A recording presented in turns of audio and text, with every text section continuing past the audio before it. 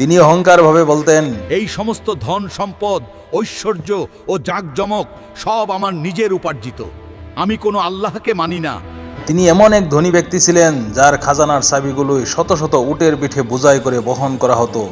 যদি আজকের মুদ্রায় হিসাব করা হয় তবে তার সেই সম্পদ দিয়ে বহু বুর্জ খলিফার মতো অট্টালিকা নির্মাণ করা যেত। এমনকি পুরো দুবাই শহরের মতো এক নগরী গড়ে তোলা যেত। বনি ইসরায়েল জাতির মধ্যে তিনি ছিলেন সবচেয়ে ধনী মানুষ।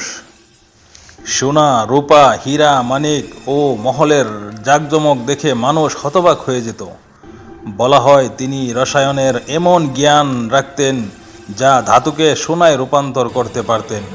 জ্ঞানও ছিল, সম্পদও ছিল, কিন্তু অন্তরে ছিল না কোনো কৃতজ্ঞতা, কোনো শুকর।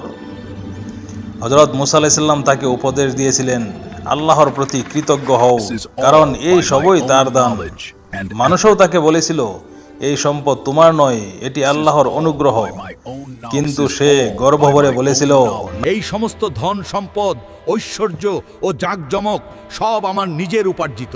আমি কোনো আল্লাহকে মানি না। অবশেষে আল্লাহর আযাব নাজিল হলো। এক মুহূর্তেই জমিন ফেটে গেল। সে ব্যক্তি তার প্রাসাদ ও তার সমস্ত ধন সম্পদ সহ মাটির তলে ধসে গেল। এভাবেই আল্লাহ অহংকারীদের ধ্বংস করেন এবং মানুষকে শিক্ষা দেন সব কিছুর মালিক কেবল তিনি, আল্লাহ সুবহানাহু ওয়া তাআলা।